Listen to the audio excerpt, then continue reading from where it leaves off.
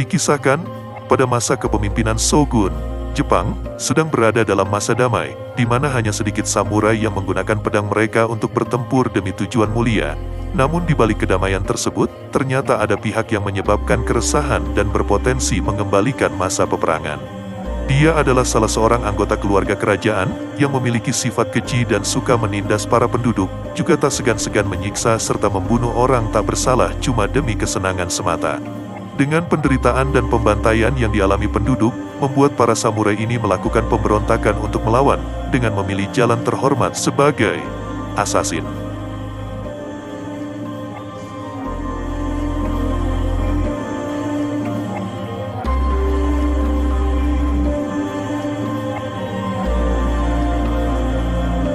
Selamat datang di Panel Story. Sebelum masuk ke alur ceritanya, saya ingin mengingatkan, spoiler warning bagi kalian yang belum menonton filmnya secara utuh.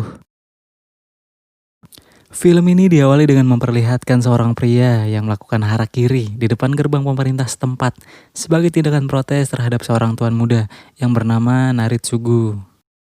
Harakiri tersebut dia lakukan karena pemerintah setempat tidak berani mengambil tindakan atas kejahatan yang sudah dibuat oleh Naritsugu, yang dengan seenaknya memanfaatkan kekuasaan untuk menindas banyak orang. Dikarenakan Naritsugu adalah adik tiri dari Shogun saat ini, dan juga ahli waris dari ayahnya yang merupakan Shogun terdahulu. Jadi bos geng, Shogun itu adalah penguasa tertinggi di Jepang yang memimpin pada saat itu. Naritsugu sendiri diminta untuk memimpin klan ayahnya, yang merupakan klan dari kerajaan atau klan elit yang menguasai sebuah wilayah. Setelah kejadian harakiri yang melambangkan pertentangan terhadapnya, Naritsugu mengumpulkan semua anggota keluarga korban, bukan untuk bela sungkawa atau memberikan uang santunan, melainkan menjadikan mereka sebagai sasaran panahnya. Mereka dibantai satu persatu, termasuk anak dan istri dari orang tersebut. Karena tindakan suaminya itu sudah berani menentang dirinya. Kebiadaban Naritsugu bukan hanya itu. Pernah juga pada suatu malam, saat Naritsugu singgah dan menginap di sebuah desa kecil, dia pun dijamu oleh tempat penginapan tersebut. Dan beberapa penduduk sekitar juga menghadiri acara jamuan tersebut, termasuk sepasang pengantin ini yang baru menikah. Istrinya ditugaskan menjadi pelayan tamu kehormatan, yang secara kebetulan bertemu Naritsugu di lorong penginapan. Tanpa menghilangi rasa hormat terhadap tuan muda Naritsugu, dia pun bersujud kepadanya. Tapi setelah itu, Naritsugu menyeretnya menuju kamar, dan suaminya yang mencari istrinya tersebut kemudian terdiam menemukan mereka berdua di kamar. Dan tanpa alasan, Naritsugu menghunuskan pedangnya dan membunuhnya tepat di hadapan istrinya. Depresi dengan apa yang dialami, istrinya pun bunuh diri pada malam itu juga. Kejadian-kejadian inilah yang membuat para staf kepemerintahan daerah setempat semakin resah karena mereka juga sudah muak dengan tingkah laku Naritsugu yang memanfaatkan kekuasaannya itu untuk melakukan tindakan sewenang-wenang. Ditambah, Naritsugu juga akan memperoleh jabatan di pemerintahan. Dengan begitu akan dipastikan kekejaman akan lebih banyak dan lebih sadis lagi. Tapi mereka tidak dapat berbuat banyak untuk menindak Naritsugu secara hukum karena dia merupakan saudara raja yang membuatnya kebal terhadap hukum. Kemudian mereka pun berdiskusi dengan Tuan Doi yang merupakan pejabat tertinggi di daerah tersebut, ya gubernurnya lah ya. Dan mereka menemukan cara untuk menyingkirkan Naritsugu dengan meminta bantuan kepada seorang samurai yang bernama Shinzaemon.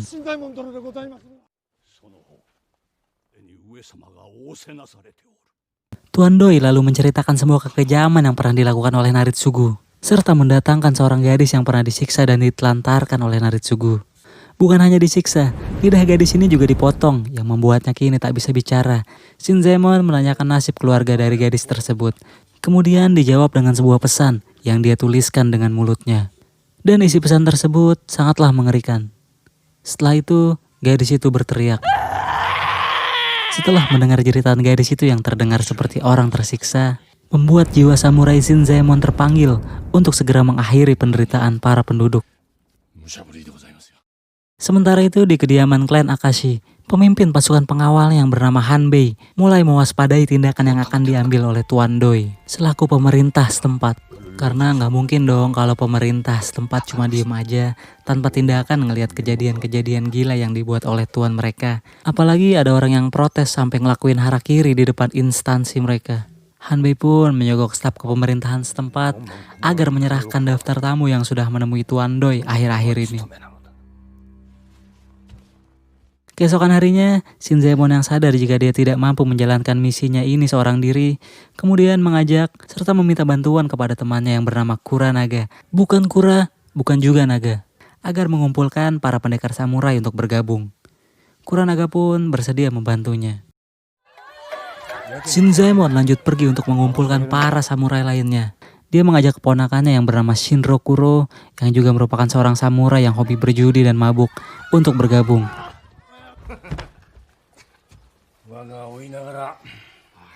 Karena yang meminta adalah pamannya, dia pun bersedia. Tapi sebelum berangkat, Shinro Kuro pamit kepada istrinya. Dan istri Shinro Kuro menanyakan kapan dirinya akan kembali. Karena punya firasat gak enak, Shinro Kuro pun menjawab dengan kalimat,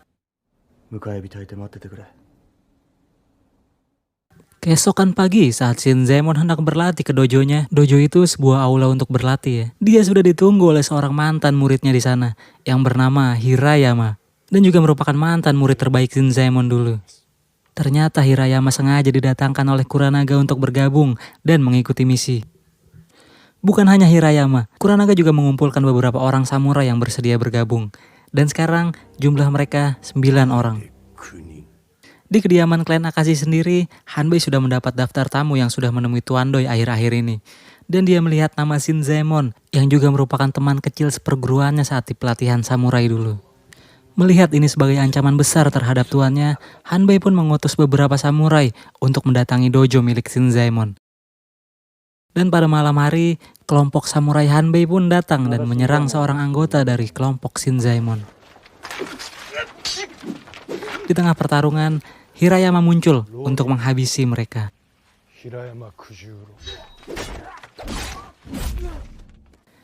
Keesokan harinya, mayat samurai yang mati lalu dibawa kembali dan diserahkan kepada Hanbei. Dan Hanbei pun akan mengambil sikap atas perbuatan Shinzaemon. Sementara di dojo Shinzaemon, 2 orang samurai datang dan bersedia bergabung dengan mereka. Ditambah Shinro Kuro yang sudah sampai di tempat tersebut dan juga ikut bergabung. Kini Shinzaemon sudah memiliki 12 anggota dalam kelompoknya yang akan bersiap bertempur. Loh kok cuma 12? Kan judulnya 13 Assassins. Nanti mereka akan mengadopsi 1 orang di perjalanan mereka.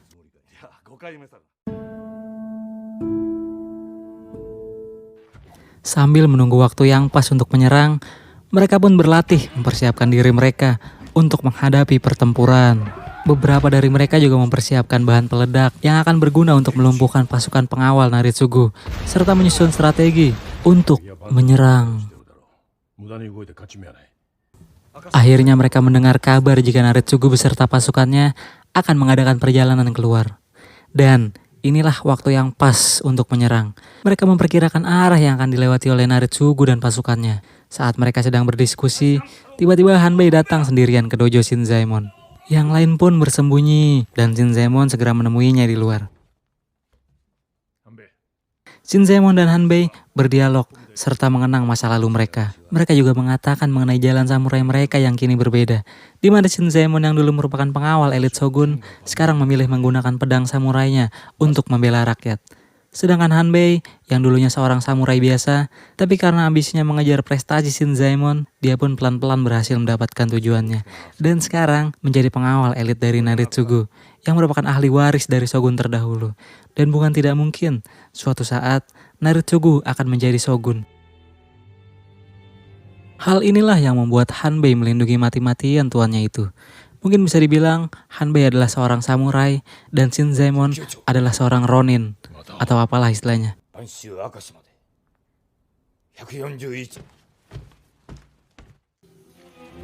Singkat cerita, Naritsugu beserta pasukan pengawalnya sudah mulai bergerak keluar. Shinzaemon beserta kelompoknya segera menyusun strategi untuk menyerang.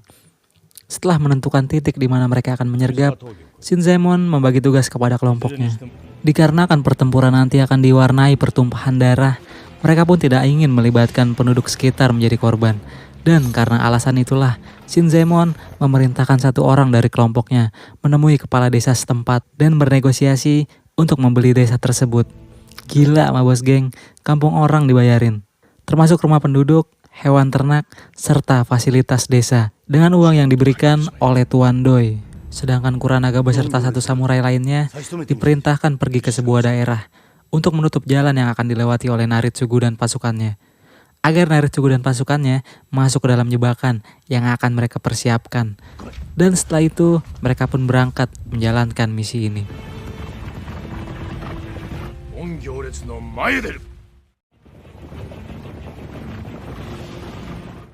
Keesokan harinya, Naritsugu beserta pasukannya tiba di sebuah daerah yang bernama Kiso, tempat di mana dia pernah membunuh pasangan suami istri dulu. Kuranaga yang sudah sampai terlebih dahulu dengan kudanya sudah menyiasati hal ini sebelumnya, dengan dibantu oleh seorang pria yang merupakan ketua klan di daerah tersebut dan juga ayah serta mertua dari korban kebiadaban Naritsugu. Dia beserta anggota klannya dengan berani menutup jalan tersebut dan mengacungkan senjata sehingga Hanbei meminta Naritsugu dan kelompoknya untuk mundur mencari jalan alternatif. Walau tindakan ini merupakan pelecehan terhadap anggota keluarga raja dan konsekuensinya adalah mati. Tapi pengorbanan pria itu tidak sia-sia karena Naritsugu dan kelompoknya sedang berjalan ke arah jebakan. Namun sebelumnya Hanbei memiliki firasat bahwa hal buruk akan terjadi dan dia menyiapkan sesuatu untuk antisipasi. Sementara itu, perjalanan Shinzaemon dan kelompoknya sempat tertunda akibat dicegat oleh sekelompok samurai yang balas dendam atas kematian temannya sebelumnya. Dan mereka pun bertarung.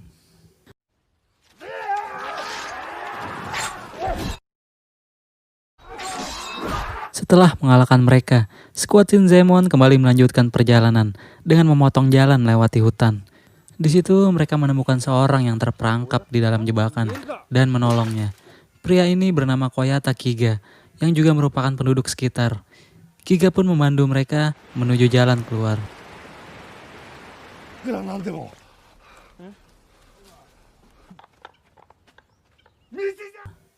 Setelah berhasil menemukan jalan keluar, mereka pun berterima kasih kepada Kiga dengan memberinya imbalan. Tapi Kiga menolak dan berkata ingin bergabung dengan kelompok Shinzaemon. Beberapa orang yang tidak setuju kemudian mencoba membuat Kiga pingsan. Namun batok kepala bocah ini sangat keras. Kagum dengan kekuatan ini, akhirnya Kiga pun diizinkan bergabung. Kini Shinzaemon memiliki 13 anggota dan mereka pun sampai di tempat tujuan, sebuah desa yang bernama Ochiai, dengan ditunggu oleh Kuranaga dan beberapa orang yang sudah sampai terlebih dahulu. Shinzaemon beserta kelompoknya mempersiapkan jebakan di desa Ochiai sedemikian rupa dengan dibantu oleh para warga sekitar. Setelah selesai, mereka pun mengosongkan desa tersebut dan hanya menyisakan Shinzaemon dan kelompoknya. Mereka memperkirakan rombongan Naritsugu akan datang hari ini, tapi setelah menunggu lama, mereka belum juga melihatnya. Akhirnya mereka mendiskusikan hal tersebut dan menduga perkiraan jalur yang dilewati Naritsugu berubah. Bahkan beberapa orang menyarankan untuk mengambil resiko dengan menyergap langsung rombongan tersebut di tengah jalan. Tapi Shinzaemon berkata,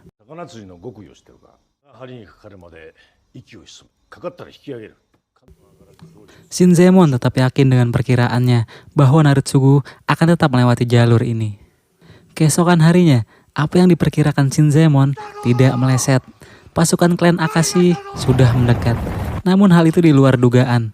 Ternyata Hanbei menambah jumlah pasukan mereka dan menunggu bergabung dengan jumlah yang lebih banyak. Kini jumlah musuh mencapai 200 prajurit, tapi itu tidak membuat Shinzaemon takut. Dia juga mengobarkan semangat kelompoknya.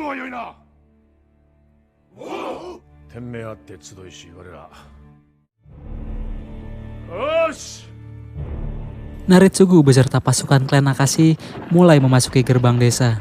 Tapi dengan segera mereka terhadang oleh siasat yang sudah disiapkan oleh Shinzaemon dan kelompoknya.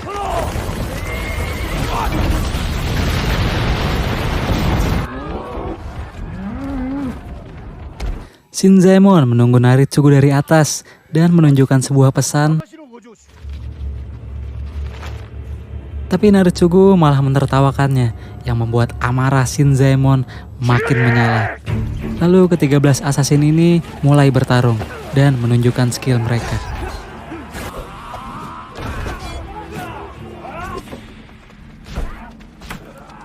Dan yang saya suka dari adegan pertarungan ini adalah pertarungannya itu nggak ada yang ngeluarin jurus-jurus aneh atau pedangnya ngeluarin efek cahaya apa gitu.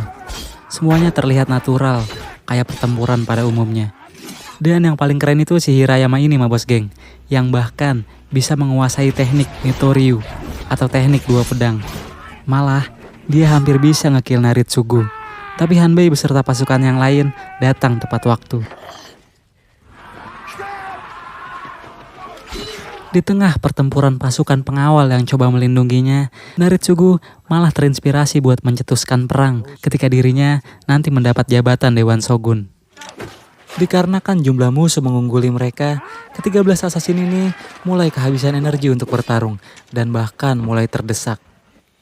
Akhirnya satu persatu dari mereka pun gugur, termasuk Kuranaga dan Hirayama.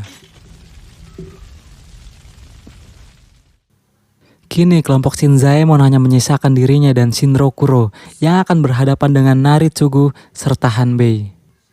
Pertarungan antara Hanbei dan Shinzaemon pun terjadi, yang diakhiri dengan kemenangan Shinzaemon.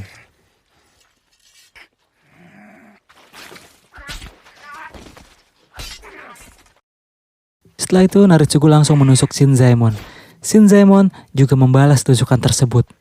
Dan kini, untuk pertama kalinya, Naritsugu akhirnya merasakan rasa sakit. Karena rasa sakit yang diterimanya belum sebanding dengan apa yang dia perbuat, Shinzaemon pun segera menghabisinya. Akan tetapi, luka yang diterima Shinzaemon cukup parah dan membuat dirinya tidak tertolong. Shinzaemon pun tewas sebagai pejuang. Setelah beberapa hari kemudian, pemerintah setempat menutupi kematian Naritsugu yang sebenarnya dengan melaporkan bahwa Naritsugu telah mati karena sakit. Dan film ini pun berakhir.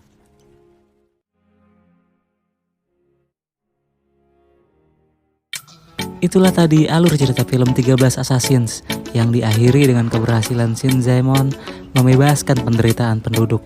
Saya menyarankan agar kalian menonton filmnya secara utuh. Karena di sana Naritsugu diceritakan lebih gelap yang gak bisa saya adaptasi semuanya di YouTube. Jika ada teman kalian yang belum mengetahui ada film sekeren ini, kalian bisa menekan tombol share dan membagikannya kepada mereka. Segitu aja dulu alur cerita film 13 Assassins. Jangan takut selagi kamu benar dan jangan pernah menyerah selagi kita masih mampu mengatasinya. Panel Story undur diri dan nantikan video selanjutnya.